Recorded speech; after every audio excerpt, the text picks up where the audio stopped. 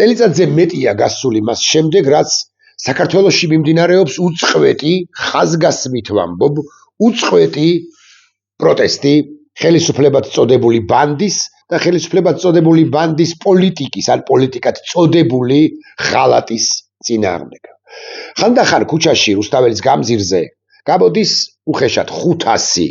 700 მოქალაქე, ხანდახან 7000. იშვიათად შესაძლოა მე დავეთანხმები ამ მოსაზრებას, გამოდის 70000, 80000, თუმცა ჩვენ გვინახავს ამ ერთი წლის განმავლობაში,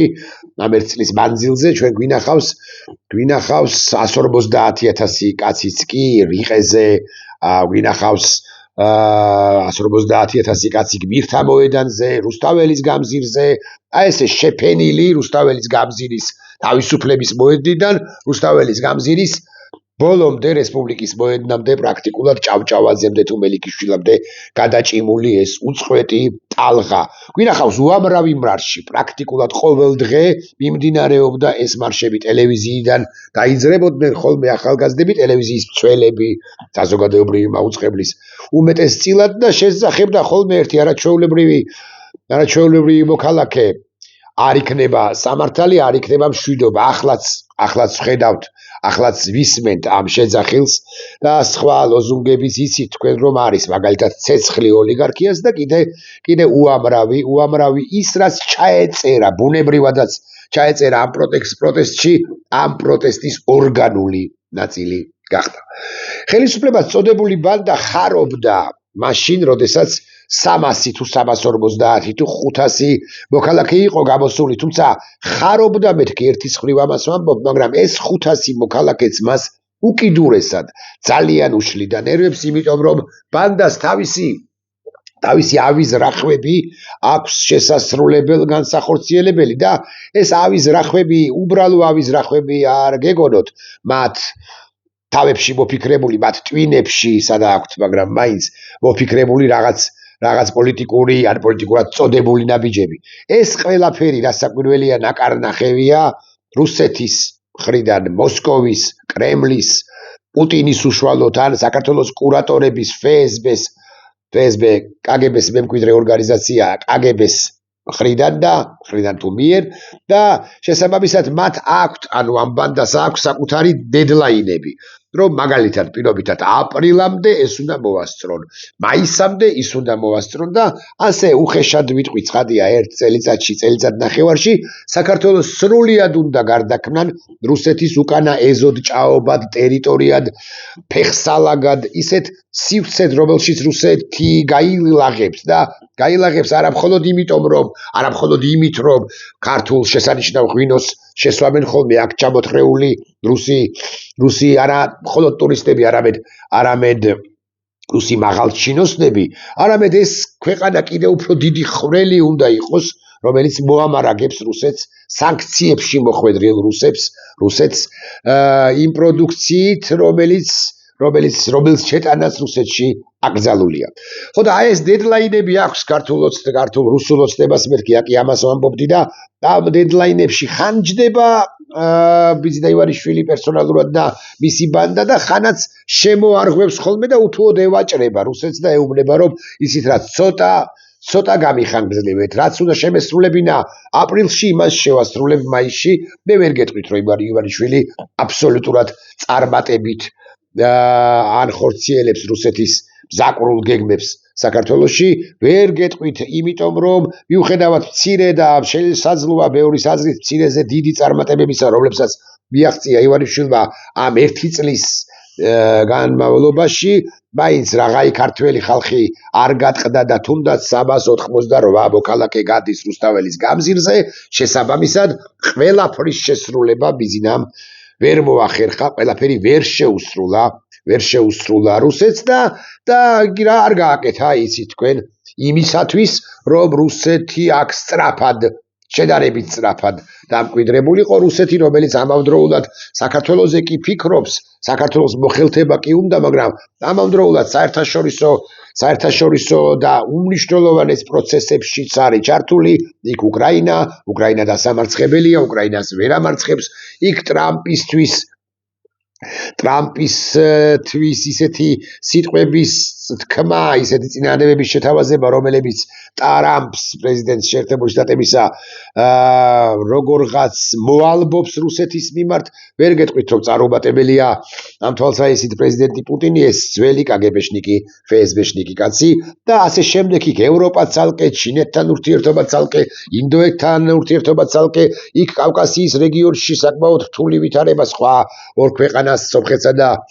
აზერბაიჯანს გულისხმობდა მათთან ურთიერთობას, ახლო აღმოსავლეთში საკმაოდ რთული ურთიერთობები არქტიკის დაპყრობაზე, დაპყრობის სურვილზე, თქვენის ნებართვით არც არაფერს ვიტყვით გლობალურ დათბობაზეც, რომელზეც რუსეთი ცხადია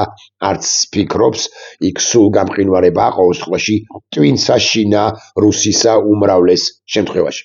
მაგრამ ამაზე აღარ ვლაპარაკობ, ახლა კვლავ დავუბრუნდეთ საქართველოს კონტექსტს. ბიძინა ივანიშვილი აქ იგითხარით რომ ხშირად ან გარკვეულ შემთხვევებში ევედრება ხოლმე თავისი შუამავლების გამოყენებით თუ მეშვეობით იქნება და გამიხანგრძლივოთ. აი ამ კონკრეტულ ამბავს მე შევას მაგალითად პარტიებს გავაუქმებ თებერვალში. თუ ამას ამბობს, თუ ვერ აუქმებს პარტიებს თებერვალში, ის ითხოვს რომ მარტამდე თუ აპრილამდე მისცენ მას დრო და აძლევს რუსეთი ამ დროსგან არა, იმიტომ რომ ბიძინა ივანიშვილი მაინც მიუხედავად იმისა, რომ სხვაებიც არიან, რასაკვირველია, მაინც მისი მთავარი, მოცემულ ეტაპზე მთავარი სტრატეგიული პარტნიორია. თუმცა ეს არ ნიშნავს, კვლავ მინდა ეს ხაზგასმით თქვა, რომ რუსეთი სხვა ბუდეშიც არდებს კვერცხებს და კვერცხებს გადატანითი მნიშვნელობით ცხადია, ხო, კვერცხდადებული ბუდეები არის აქ საქართველოში მის მიერ კვერცხდადებული ბუდეები და თუნდაც დავასახელებ იმ პატარა კვერცხებს, რომლებიც დაიჩეკებიან მერე კიდევ ერთ და კი დამატებით მოღალატეებად, რომლებიც საქართველოს სახელმწიფოს ზურგში ჩასცემენ დანას და ლახვარს და დაანგრევენ დამატებით ბიძინა ივანიშვილი ხომ ანგრევს და ესენიც ანგრევენ აბარას იზავენ. ტობახიძე ერთ-ერთი თვალსაჩინოებაა ასე მაგალითად, რომელიც რასაკვირველია ანდერ ბიზინას ქვემდებარეა, მაგრამ ვაიდა ვინიცის და ის იქნება დამოუკიდებელ თამაშსაც კი თამაშობს ეს ბარემ თქვა. ახლა რატო ყვები ამ ყველაფერს და იმიტომ ყვები რომ ეს ხელისუფლებად წოდებული ბანდა იცით თქვენ რომ გასული წლის ნოემბერსა და დეკემბერში არა 5 დეკემბერს მაინც და მაინც არამედ ნოემბრის 28-ში 29-ში 30-ში 1 დეკემბერს 2 დეკემბერს 3 დეკემბერს 6 დეკემბერს 4-5 თუნდაც გამოვტოვოთ იყო უსასტიკესი. აი 5 დეკემბერთან დაკავშირებით ამბობს რომ მე ქიმიური იარაღი არ გავიყენებიაო, მაგრამ რა გამოიყენა 2 დეკემბერს ვიცით? თუ ვინმეს გონია რომ ჩვენ არ გვახსოვს რომ 2 დეკემბერსაც წყლის ჭავლი მიუშვირა თუ მიუშვა მშვიდობიანი მოქალაქეების წინააღმდეგ და თუ ვინმეს გონია რომ 2 დეკემბერს რაც ჩაიდინა თუნდაც არ ყოფილიყო ეს ქიმიური იარაღის გამოყენება, ის არ არის სისხლის სამართლის დანაშაული, რაც გააკეთა პერსონალურად ბიძინა ივანიშვილმა და არა მხოლოდ მისმა გედედემ, რომლის ეგრა მაგის პასუხია და ყოფილი ხელმძღვანელი ხარებად წოდებული ხარაზიშვილი, თურმე ღვთისმოშიში თუ ღვთისმოსავი კაცი ყოფილა, ტაძრებსაც აშენებს და ერთ-ერთი სასულიერო იერარქის კომპლიმენტებსაც იმსახურებს, კაცი, რომელიც უსასტიკესად, რომლის ბრძანებითაც უსასტიკესად უსწორდებოდნენ მშვიდობიან დემონსტრანტებს. ხაზგასმით ვამბობ და ეს კადრები ჩვენ როგორ ეპოქაში ვცხოვრობთ, ხო, განსაკუთრებით 21 საუკუნეში კადრები რჩება და გასწოდება ეს კადრები, არ ვიცი, საუკუნეებს მეთქი ასე ვიტყვი, 21 საუკუნეში თუ 35 საუკუნეში ამ ამბავს რომ ამოჩხრიკავენ, აი 15 საუკუნის შემდეგ, ხო, კარგად დაინახავენ რასაც ჩადიოდა კონკრეტულად ხარება მისი სპეცრაზმელი თუ მათი ნაჩალნიკი კობახიძე თუ ამ გომელაური კობახიძე თუ უშუალოდ ივანიშვილი და ყველა 21 საუკუნეში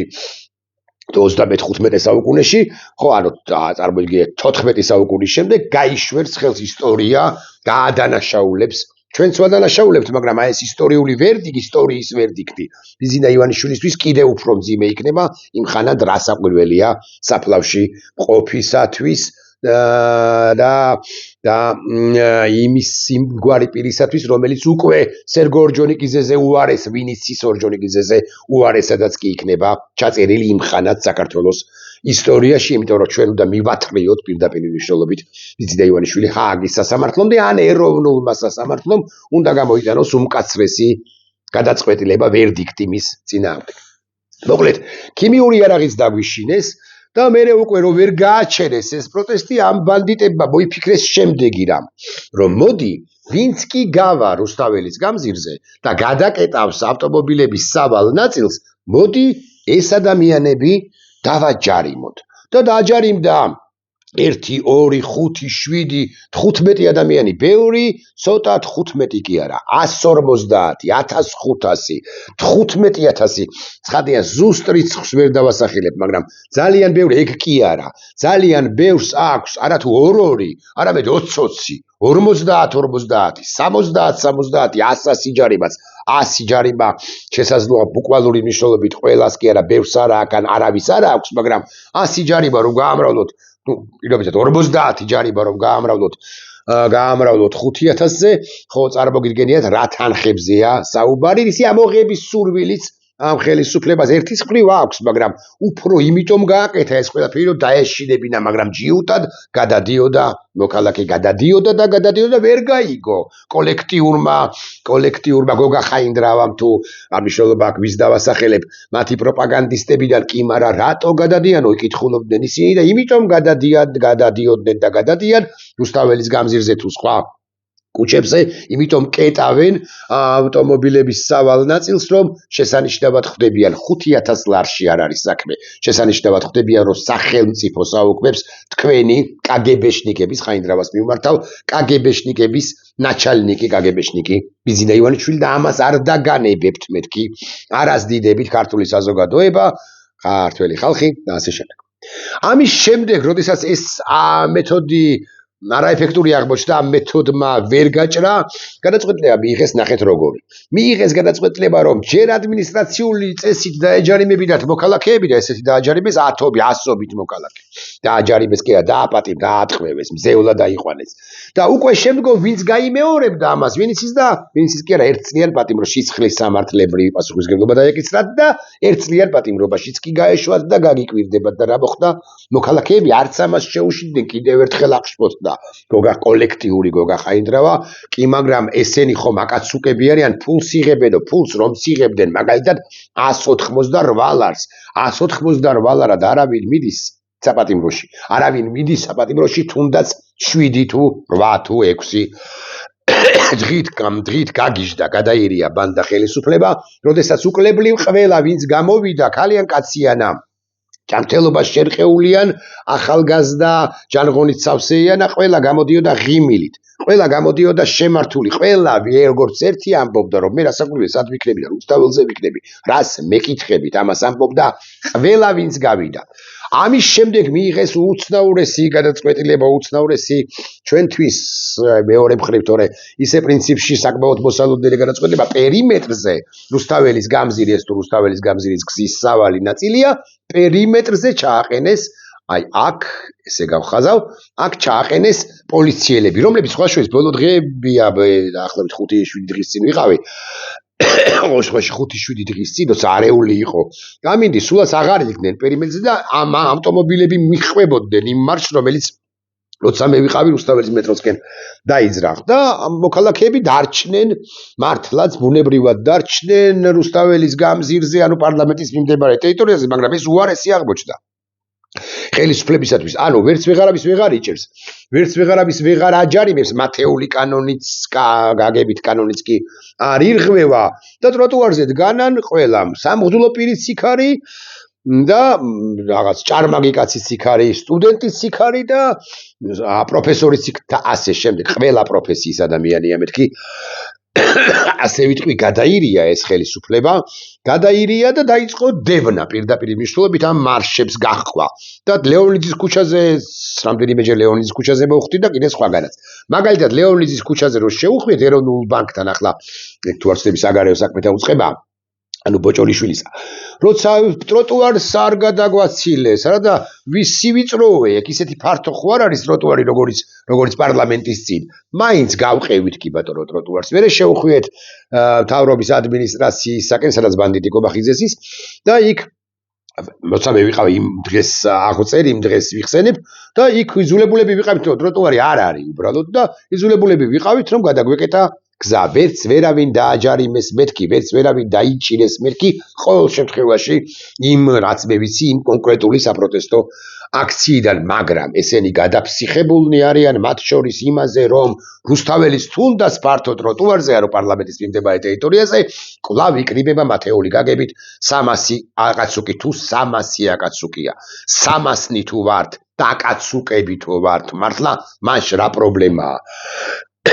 და მათ შესანიშნავად იციან, რომ ჩვენ 300-ნიც ვართ, 3000-ნიც, 30000-იც, 300000-იც და მეტიც პოტენციურად გამომსვლელი, პოტენციურად ან თეორიულად თუნდაც ასე ვიტყვი, გამომსვლელი ქუჩაში და ამის მათელი ბადასტურებელი არის ეს ვერ შემდგარი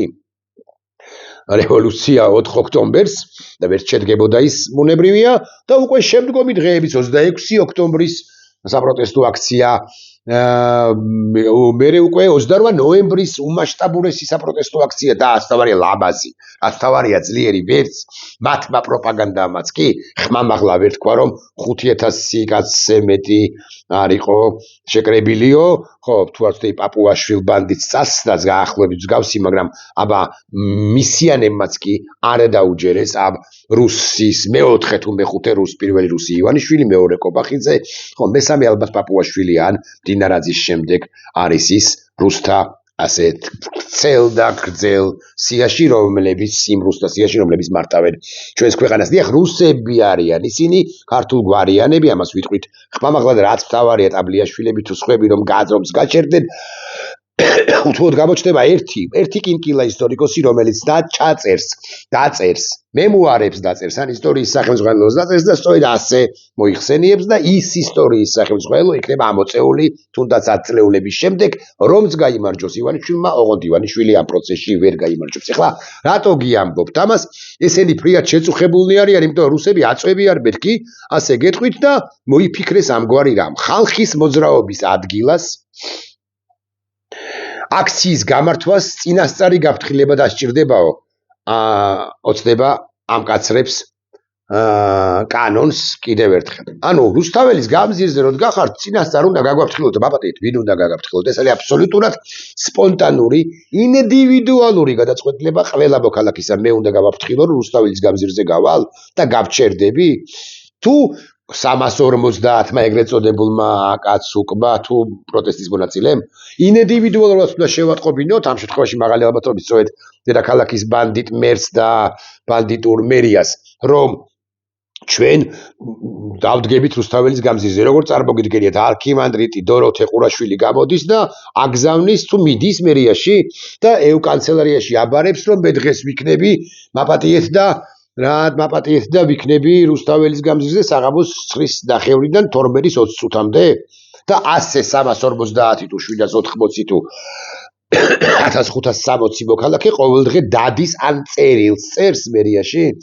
და ერთს აძლევთ უფლებას და მეორე დოროთე ყურაშვილს ექნება უფლება და